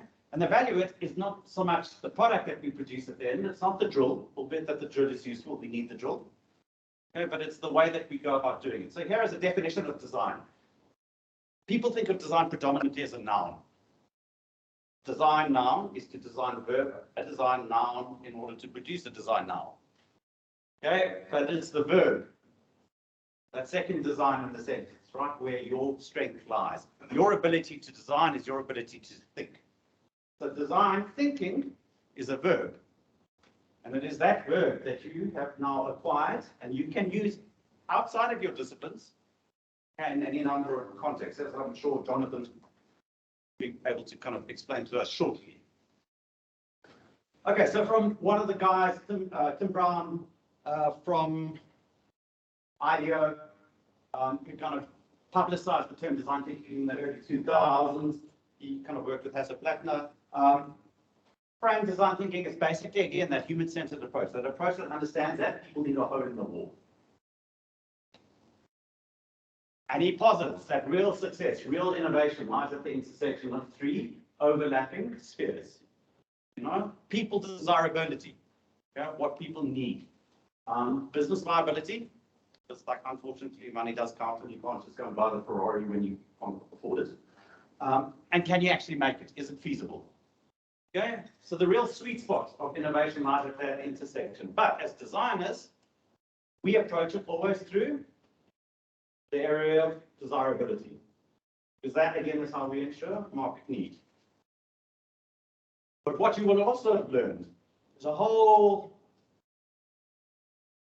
socio-emotional way of viewing the world. Okay, so in the case of Stanford's design thinking process, the D school, they call it mindsets. Again, human-centered. We think about the people first. We always operate from the basis that what we are doing is we are solving problems for people. We're action-oriented. We do stuff. So we make stuff, we draw stuff. Because we make it, and we build it, and we draw it, we show it. So yeah, I'm an academic, I can speak. The staff academics, they can speak, right? But we have all grown up in the world of making and showing. Show, don't tell. So remember all those crit sessions? When we asked, where's your work? Yeah, because we were asking you to show us and not tell us. Hopefully you've learned it. You have to some degree because you're all here. Yeah? We also are collaborators. So yes, you guys are all qualified with a particular discipline. Okay, with the title that goes onto your certificate. But you've always worked together in group critiques. Okay, the studio culture is an environment that is intentionally designed to get you to collaborate and talk to each other, so that the feedback that you get is from your colleagues who see things differently or different skill sets. 10%. I recently had one parent going, what's 10% all about? We have to explain. Now, apart from the fact that we won international awards for it. But again, it puts you all together in classes, across disciplines and across years. So you learn from each other, fed from each other, working in contexts where you were not necessarily trained according to your title to work. So we favor that. And again, like show don't tell, we make. So these are kind of notions that come from guys who've been in the business who made lots of money. Merit by IDEO, by Tim Brown. Okay. Some things, learn from failure. How many, show of hands, how many times have you've been told in studio not to be worried about failure? Yeah, okay, yeah, you're a little bit like ashamed, right? To kind of put your hand up because now I'm catching you out because I'm saying what your lecturer said was true. Okay, the reality is we don't want you to arrive at graduation having failed. Okay, but you have a particular mindset, which Des referenced earlier. Right? This idea that the first solution to a problem, especially a complex problem, is not going to be right. No one expects it to be right. The Wright brothers, if they crashed their first aeroplane, and walked off stage left, air travel wouldn't have happened. So it's not that we are scared of failure per se. We're not afraid of making mistakes, especially when solving wicked complex problems, because we know we're not going to get it right the first time. Which makes us inherently optimistic. So we can all suffer from shyness, can be a little bit scarred, a little bit worried about the future, which is fair enough given these last couple of years and the way things are looking, kind of a little bit north. But we inherently have this belief that we can solve complex problems, which again is something that lots of other people just simply do not have. So it's a strength. Again, if most people, you walk up to people and you say, oh, people can't fly. Before the Wright brothers made airplanes. If you went up to someone and said, people can't fly, that's a problem, they would have gone, duh, that's obvious, and would have left it at that. All right? Designers think differently. And I'll come to that, how might we question just now. We think differently, but we're also in many respects well-rounded. Okay, so we employ different thinking strategies in different contexts in order to tackle the problem from the required perspective. So designers can think divergently and convergently. So we think big and wide to make ideas and to make lots of ideas. And then we think narrow and focused to choose ideas, the best ideas. Okay? We can simultaneously think analytically. We can take a series of relationships and explore them into their constituent pieces. Okay? To see what all goes into any kind of system. We can simultaneously knit that system back together again, often in weird ways. So it's great if people who can say sunshine and turn it into a chair. Okay, and I like to kind of, when the parents aren't in the room, rag the accountants, but there must be at least one parent who's an accountant in this room, so I won't do it in its full dimension. But most people tend to just operate in a kind of particular location, They're predominantly convergent and analytical thinkers, for argument's sake, they are accountants. We can literally do a tour around the block. And is this thinking, divergent, convergent thinking, that plays out in a diamond, a double diamond? Okay? Where again, and this is just to remind you what you've learned and what your lecturing staff have jumped up and down about for the last series of years. Okay? We think divergently to get information, to do research, to know more. And we do it fast and loose to begin with so that we get quantity. And then we start making sense of that until we get an understanding, right? So the first half of the design thinking process, the first double diamond, really is about understanding your problem. Okay, and you would have heard your lecturer say research, research, research, research, research. Meanwhile, you wanted to brainstorm, brainstorm, brainstorm, brainstorm.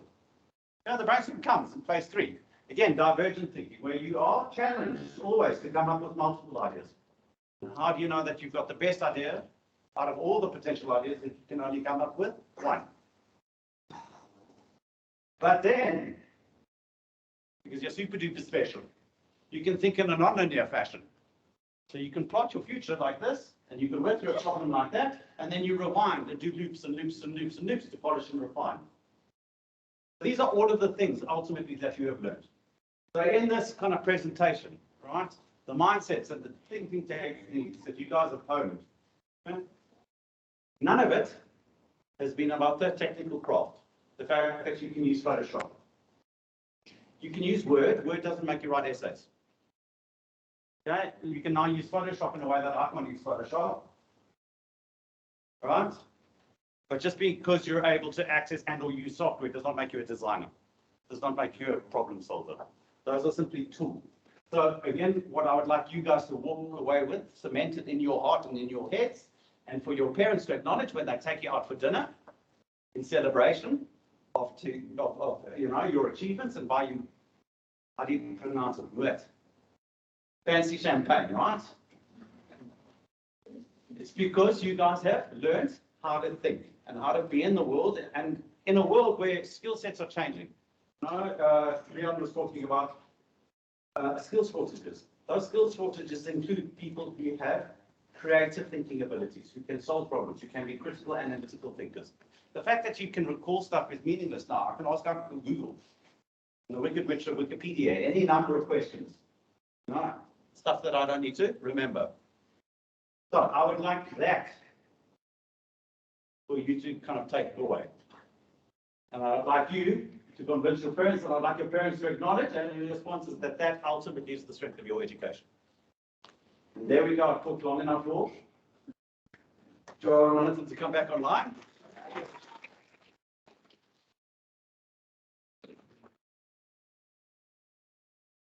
Okay, so we're going to take just 5 minutes to get in kind of plugged into the interweb, and then I'll kind of give another brief introduction to him, and then you'll get your money's worth.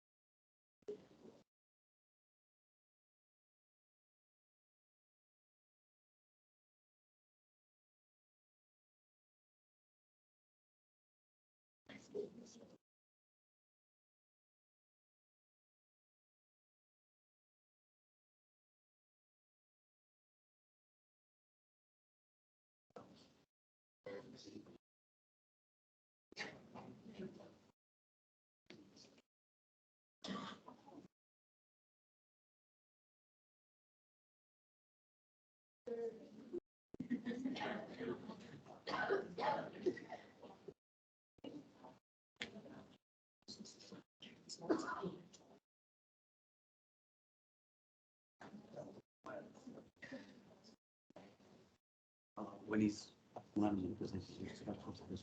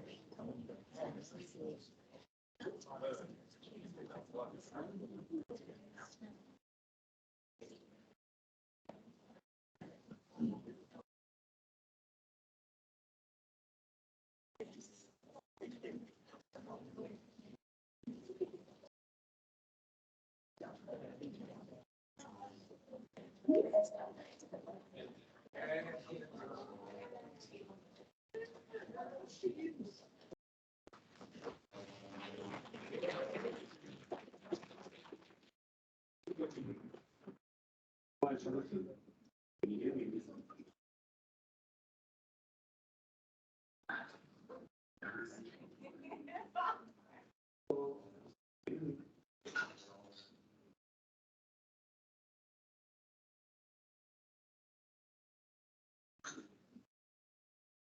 Hello,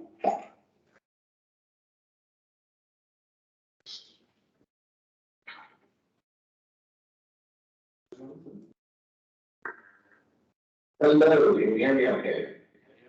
Very, very loud and clear. Yeah, so you're telling me to keep quiet again? I would never do that. Hi, Jonathan. Really great to have you with us. I know that you're only at sort of 4 o'clock in the morning, or just before 4 o'clock. And I'm really sorry about that, but we're really looking forward to your talk. And I'm just so happy that you're giving us something back in South Africa again. And I hope that very shortly in the near future, we'll be able to meet in person once more. So I'm just going to hand over to you, and thank you so much once again for being with us. Dennis, thank you very much. It's my pleasure to be here, and I too look forward to that time we can all be together in person. I just want to make sure that we can actually see the presentation. So you can now see that first slide. Yeah.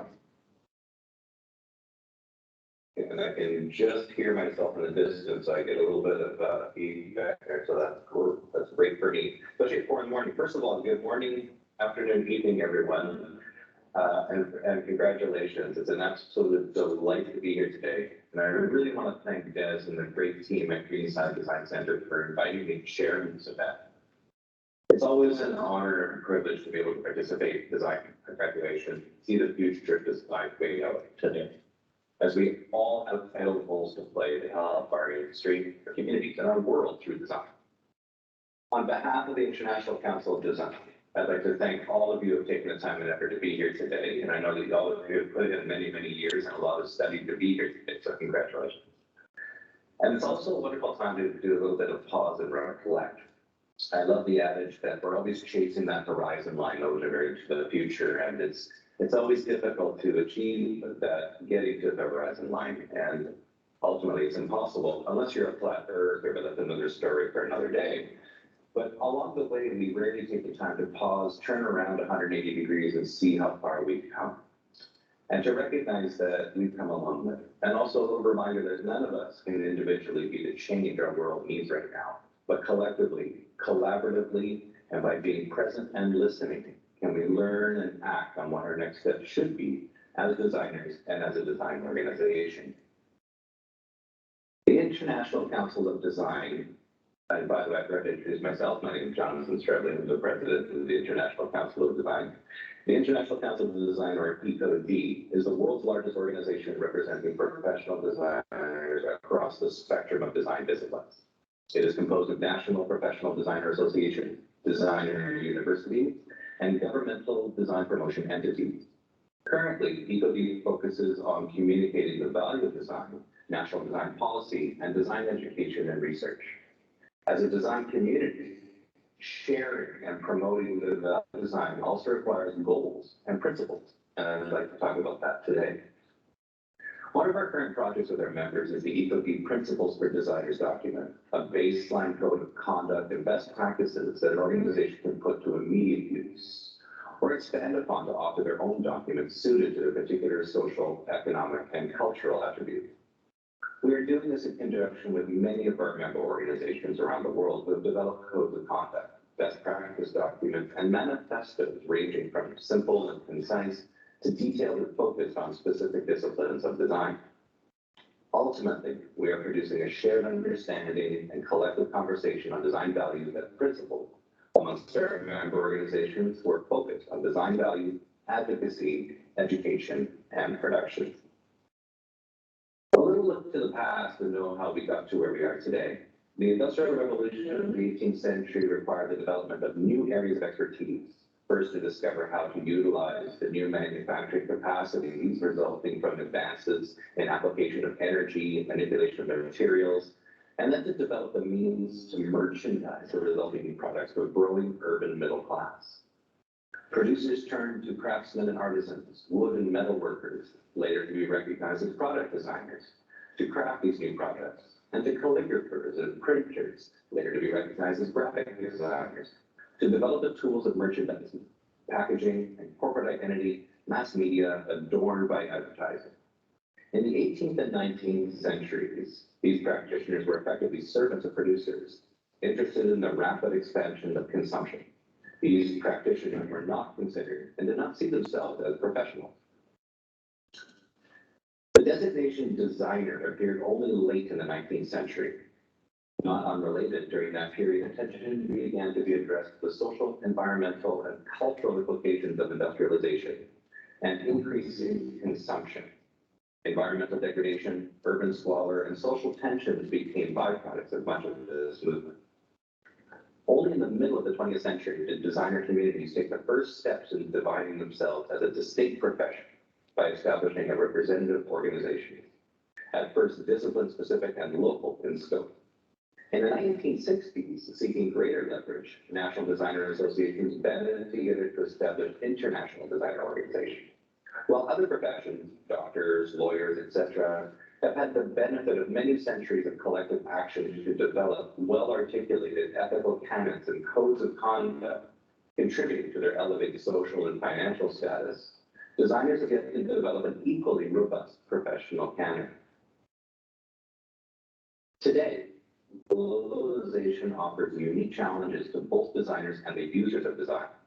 Recognizing the increasingly influential roles played by designers in the 21st century against a backdrop of economic, environmental, social, and cultural challenges caused by unleashed consumption, EcoD realizes the urgent need for the design community to reevaluate our roles and responsibilities. We must define what it means to be a design professional, articulate our obligations and responsibilities, and further develop our ethical canon and professional standard of conduct.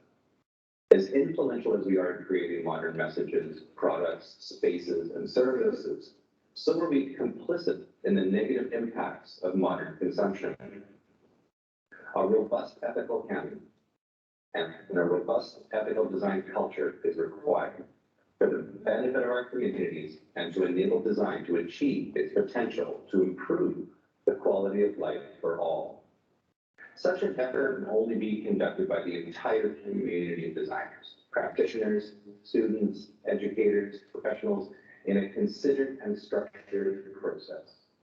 The first step requires a bold, honest, in-depth discussion among designers and design organizations to define our profession and ourselves as organizations, free of the shackles of past conceptions and practices. We must then convey a newly articulated approach to others, producers and service providers, consumers and end users of design, government, and others, in order to ensure a new design environment and a new form of rational consumption. The following is a small sample of EcoD principles for designers that we contribute to inspire and invigorate the discussion. We recognize that designers in different countries work in different environments and cultural contexts that must allow for local variation. But we also know that design is very much a global activity and that we share a great deal. The principles reflect the 2017 Montreal Design Declaration. In particular, the EcoD principles for designers are based on the following excerpts from this declaration, which I encourage you to research. Design is the application of intent, the process through which we create the material, spatial, visual, and experiential environments in a world made ever more malleable by advances in technology and materials, and increasingly vulnerable to the effects of unleashed global development. We acknowledge the fundamental and critical role of design to create a world that is environmentally sustainable, economically viable, socially equitable, and culturally diverse. Designers are professionals. We can even just stop there for a minute. Designers are professionals who, by education, outlook, and experience, are capable of developing new interdisciplinary solutions to improve quality of life. Designers too long have been the servants of producers. We better serve humanity as the ambassadors of the end users, the citizens of the world. And that all people deserve to live in a well-designed world. Designers have the capacities to deliver enormous benefits through provision of good design. just as they have the capacity to do great damage through bad design. Every design decision, large or small in size, local or international in context, impacts economically, environmentally, culturally, and socially. The International Council of Design believes that the professional designer will balance all these parameters in developing viable design solutions, considering both individual needs and community needs. The professional designer is required to maintain a level of expertise and practice that ensures results that are beneficial to both direct and indirect users of their designs, and that are not harmful to people or the planet.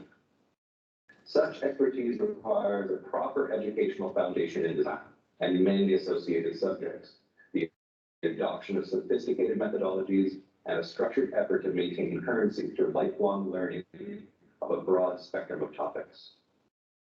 Through our member engagement and facilitated dialogue, new ways of strengthening the design education to commercial industry relationship have emerged and been established. Since the Industrial Revolution spawned the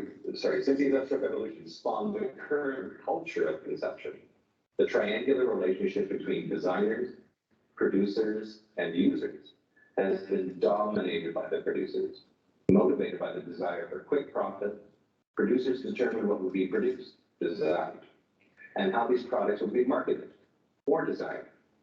This domination largely defined modern culture, markets, and current visual, material, spatial, and experiential environments. Likewise, this culture of consumption has resulted in environmental degradation and cultural and social stress. Designers are complicit in all these developments. The professional designer serves better by inverting the triangular relationship in order to achieve a culture of rational consumption motivated by intelligent utilization of resources and in place of immediate profit. Designers should be leading by representing the best interests of the end users, designing improved products, services, spatial environments, and experiences of long-term value friendly to the natural world. These designs of enhanced value not only better serve our communities and the planet, but are also increased worth to producers. In this way, design professionals also enhance their own standing and economic viability. Designers have the ability to create a more rational consumption based on economic viability, environmental sustainability, social equity, and cultural diversity. And therefore, designers also have the responsibility to improve quality of life and well-being. So what is EcoD, other organizations, and we as designers as a community doing to help our industry and the global community to do these things? It all starts with common values, goals, and principles. Designers are responsible for implementing a rational utilization of materials, manufacturing processes, energy usage, recyclability, and reusability by maintaining a critical understanding of the science and technologies necessary to create designs that minimize environmental impact. Designers should be very aware of the whole life cycle of their designs. Good design should respect the particular needs of all. This includes people with mobility challenges, the elderly, people with special needs, children, new immigrants, or people with language barriers, different genders, etc. We strive to ensure accessibility to all. Diversity should be celebrated. However, the designer should be careful not to attempt to interpret cultures that are not their own, as this may result in cultural appropriation or cultural misappropriation. Good design reflects substantial efforts and specific methodologies to minimize harm. Designers have a responsibility for the safety of not only the end user of the deliverables, but also for the multiple direct and indirect impact of the design through all stages of production. All stages of production, including the use and afterlife, remember the whole life cycle. Current technologies based on data collection and harvesting make possible manipulation and raise important privacy questions. Designers are well positioned to ensure that proper standards are introduced to their design. It is the responsibility of designers to convey the value of good design to producers, users, government, and the general public. They should be active advocates to show the potential of good design to address issues of health and safety, quality of life, environmental sustainability, inclusivity, accessibility, cultural diversity, and equality. Designers should be advocates for rational consumption. The reputation of the design profession stands on the individual performance of all designers. It is a professional responsibility to maintain a high level of standard at all times so as not to negatively affect perception of the profession. Designers should participate in advocacy, mentorship, judging design competitions, and other design industry and community initiatives. Be a contributing advocate of design to your community. Be humble. It is easy to fall in love with our ideas, but we do not design for our own pleasure. Good design comes from the ability to accept criticism, be open-minded, work in teams, and listen to experts, listen to the client, and be ready to listen and answer to the end user, and ultimately to our community. In closing, APOD sees our role as helping international designers to cope with globalization by enabling interaction between international designers and design organizations. You are international designers. You are that future. As I mentioned earlier, the design professions were born at the outbreak of the Industrial Revolution to serve the needs of factory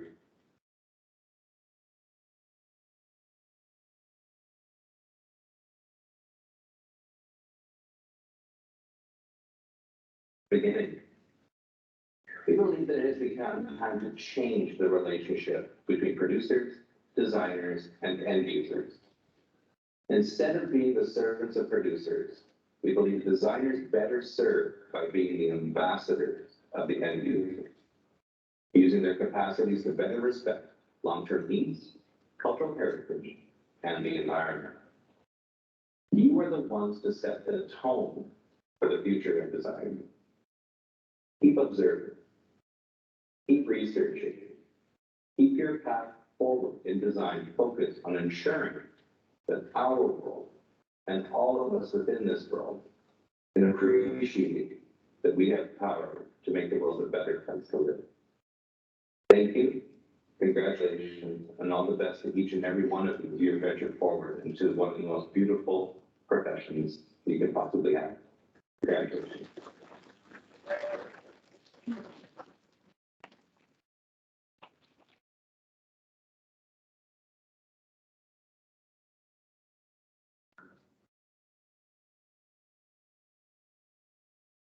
Thank you very much, Jonathan. It's I've attended a bit of academic planning at Greenside Design Center. I met you once upon a time in Pasadena for an EGAD conference. And I've since watched several of your presentations, some of them hosted by Design Center.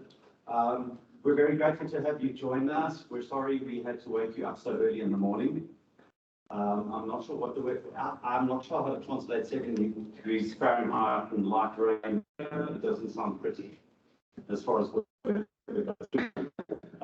but we're very appreciative to have you here, and great words of wisdom. Again, I would like maybe the kind of graduates just to contemplate again, and for that matter, the parents and sponsors to contemplate what it means to have the keynote address for a design graduation ceremony without an image. Where the content is not about the craft, but it's about the way of thinking and the purpose of that thinking and the service that thinking is ought to be put to. So again, I hope it just reinforces some of the words that I kind of shared with you all previously. So thank you very much, Jonathan. I trust you have some coffee lined up. As a matter of fact, I do, and for all intents and purposes, when I became my probably a place to thank you all so much.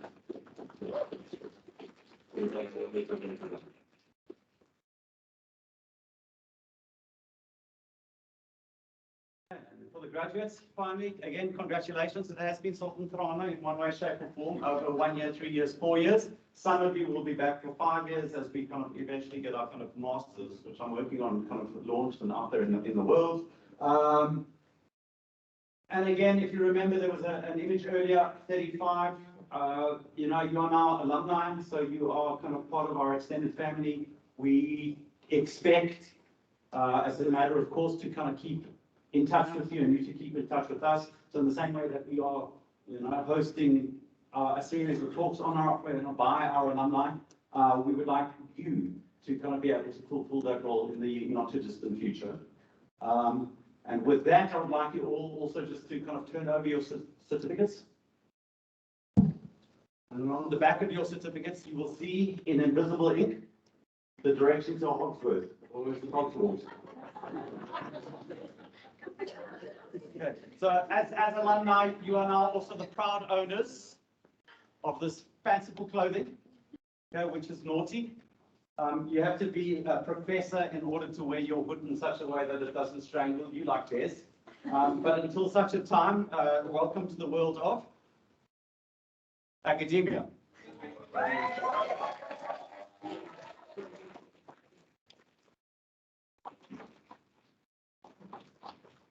Because I promised on behalf of your parents that you will receive champagne in the not too distant future, I'm going to ask, bring this, you know, kind of afternoon and the ceremony to a close, and I'm going to ask you all to stand while the SRC lead us in the national anthem.